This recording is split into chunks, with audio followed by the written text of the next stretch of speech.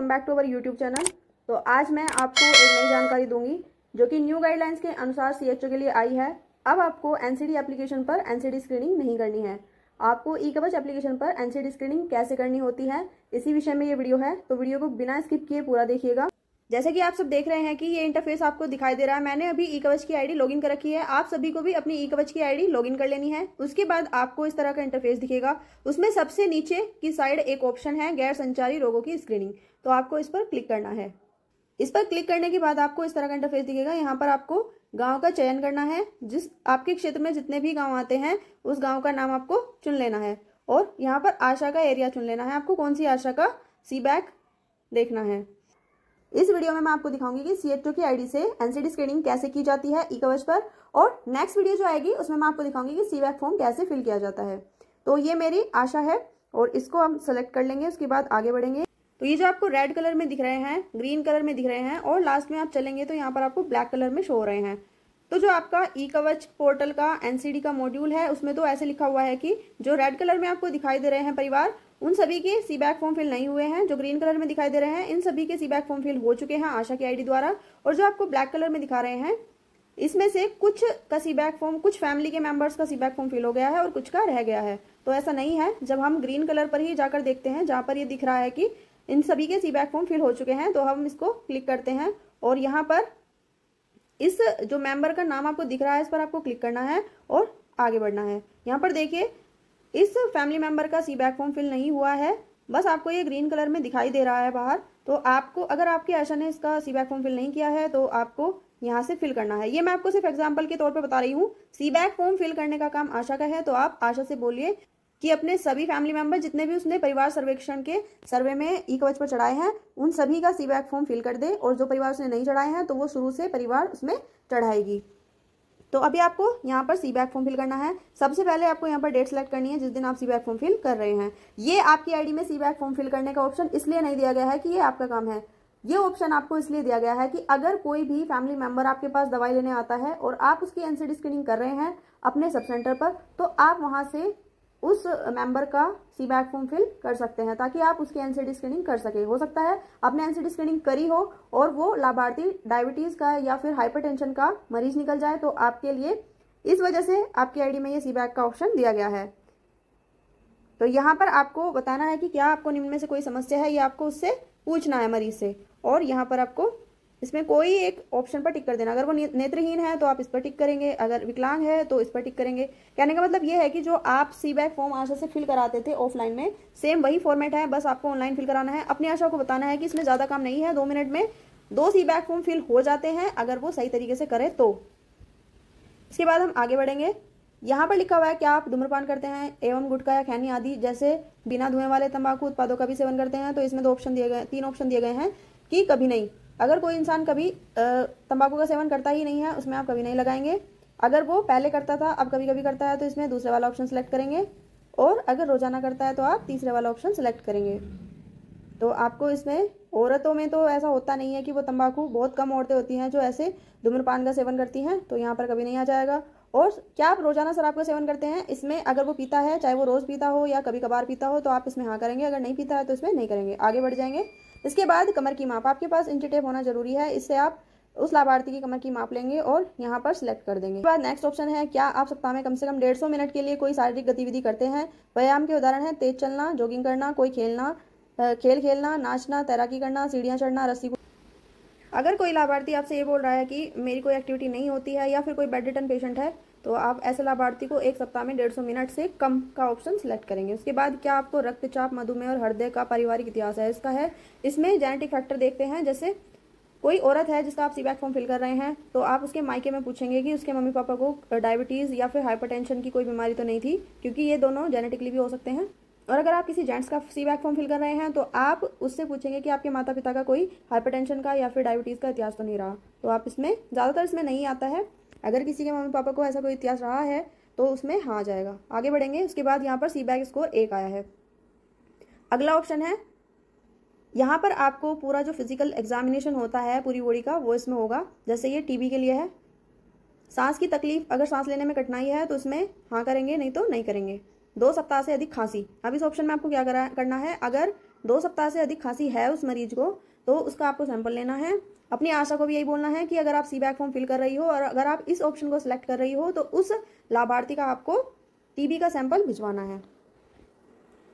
तो यहाँ पर आप नहीं करेंगे। 2 सप्ताह से अधिक बुखार अगर उसको है तो हाँ करेंगे, नहीं तो नहीं करेंगे। वजन कम होना, रात को पसीना आना, क्या आप इस समय टीबी रोधी दवाएं ले रहे हैं? अगर कोई टीबी का इतिहास उसके पास रहा है तो आप इसमें हाँ भी सिलेक्ट कर सकते हैं, नहीं तो नहीं। हथेली या पैर के तलवे में बार बार होने वाले अल्सर, नहीं। और हथेली के पैर के तलवे पर बार बार होने वाली झुंझुनी, इसमें नहीं। ये डायबिटीज़ के लिए है। धुंधली दृष्टि, ये आंखों के लिए है। अगर ऐसी कोई समस्या है तो आप उसे हाँ करेंगे, नहीं तो नहीं करेंगे। यहाँ पर है कोई दौरे झटके बीमारी, ये मेंटली हेल्थ के लिए है। ये सभी आप इसमें हाँ या नहीं अपने हिसाब से करते जाएंगे और आशा को भी आपको ऐसे ही बताना है। उसके बाद यहाँ पर ये सब नहीं नहीं करके यहाँ पर स्तन कैंसर के लिए है, यहाँ पर सर्वाइकल कैंसर के लिए है। और ये आपको ये वाला ऑप्शन भी ध्यान से सिलेक्ट करना है, जैसे फसल अवशेष भूसा आदि। अगर वो फसल का काम करता है, भूसा आदि में ज़्यादा रहता है तो उसको सीओपीडी हो सकती है या सांस की बीमारी हो सकती है, या ईंट भट्टा कांच का कारखाना, इनमें से किसी एक में काम करता है तो इसमें कोई बीमारी हो सकती है इस व्यक्ति में। तो इसे पूछना है कि आप ऐसे कहीं काम तो नहीं करते हैं, तो अगर करते हैं यहाँ पर हाँ करना है, नहीं तो नहीं करना है। उसके बाद यहाँ पर ऑप्शन आ जाएगा मैं डाटा दर्ज करना चाहती हूँ या मैं डाटा सत्यापित करना चाहती हूँ। तो यहाँ पर आपको क्या करना है, अगर आपने कोई गलती कर दी है तो मैं डाटा सत्यापित करना चाहती पर आप क्लिक करेंगे। और अगर आपने सही फॉर्म फिल करा है, सी बैक फॉर्म फिल करा है, तो आप इस पर मैं डाटा दर्ज करना चाहती हूँ वाले पर क्लिक करेंगे। लेकिन इसमें एक बात ध्यान रखेंगे कि सी बैक फॉर्म 1 साल के लिए बंद हो जाता है, उसके बाद आप कोई भी उसमें चेंज नहीं कर सकते हैं। 1 साल से पहले वो नहीं खुलेगा। तो आपको अगर कोई मिस्टेक करी है आपने, तो आप यहाँ पर मैं डाटा सत्यापित करना चाहती हूँ पर क्लिक करेंगे। आगे बढ़ेंगे। यहाँ फॉर्म पूरा हो गया है। इसके बाद इसी लाभार्थी को हम दोबारा सेलेक्ट करेंगे और इसकी एनसीडी स्क्रीनिंग करेंगे। अब इसमें जानकारी दी जा रही है सी बैक फॉर्म पहले ही भरा जा चुका है, क्या आप सी बैक फॉर्म का विवरण देखना चाहते हैं? अगर देखना चाहते हैं तो हाँ करेंगे, नहीं तो नहीं करके आगे बढ़ जाएंगे।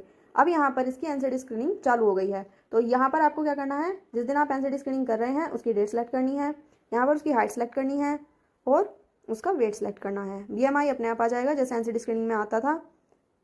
इसके बाद यहाँ पर कभी उच्च रक्तचाप के लिए उपचार किया गया, अगर उसका कोई इलाज चल रहा है पहले से हाइपरटेंशन का कहीं और से प्राइवेट से, तो आप इसमें हाँ करेंगे, नहीं तो नहीं करेंगे। कभी मधुमेह के लिए उपचार किया गया, अगर पहले कभी उसने ट्रीटमेंट लिया है उसके लिए डायबिटीज़ के लिए, तो आप इसमें हाँ करेंगे, नहीं तो नहीं करेंगे।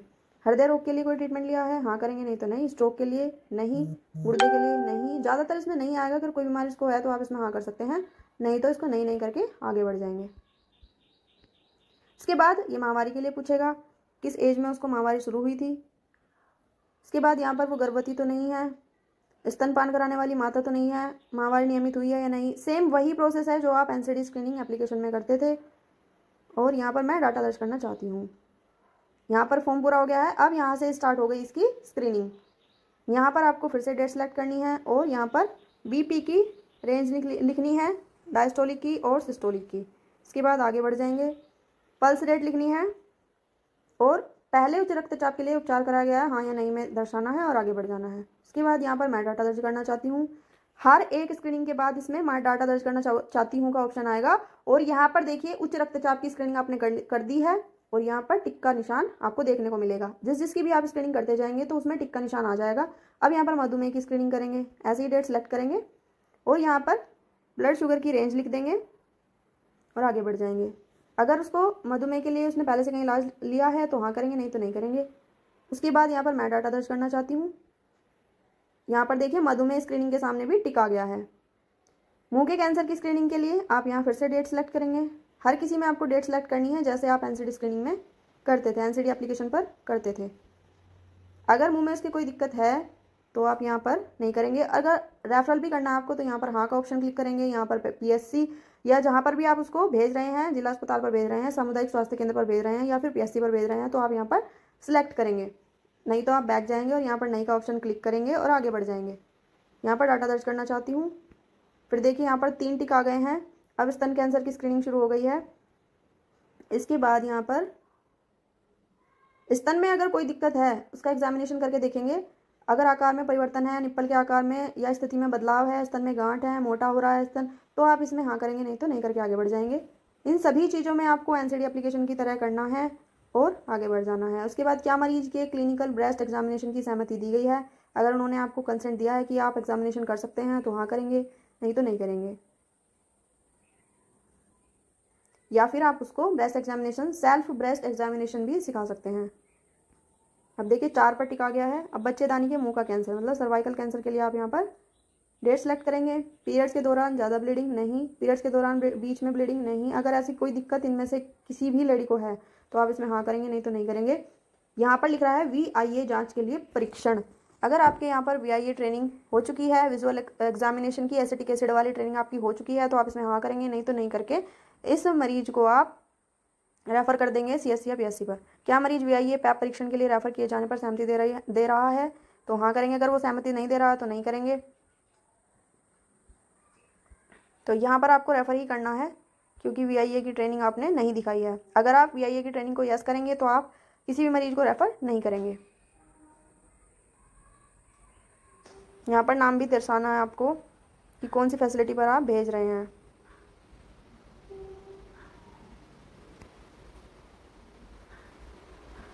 देखिए आप जब किसी फैसिलिटी पर इसको रेफर करेंगे तो यहाँ पर सारे डिस्ट्रिक्ट के नाम खुल कर आएंगे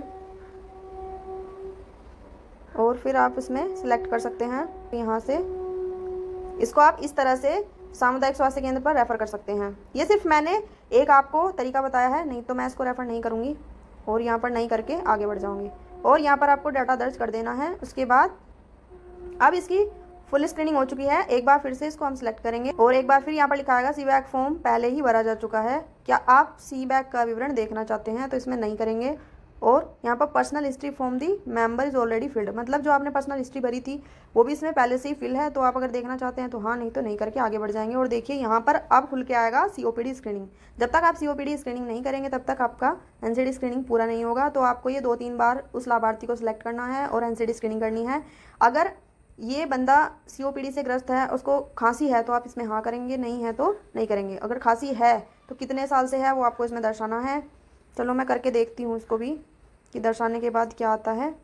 यहाँ पर आगे बढ़ गए तो आप देखिए COPD का पूरा फॉर्मेट खुल के आ गया। यहाँ पर पूछ रहा है do you have fever for more than 2 weeks, do you have significant weight loss, do you have hemoptysis, any previous history of TB in your family. अगर इनमें से कोई भी दिक्कत उस बंदे को है तो आप हाँ करेंगे, नहीं तो नहीं करके आगे बढ़ जाएंगे। इसके बाद खांसी रुक रुक कर आ रही है।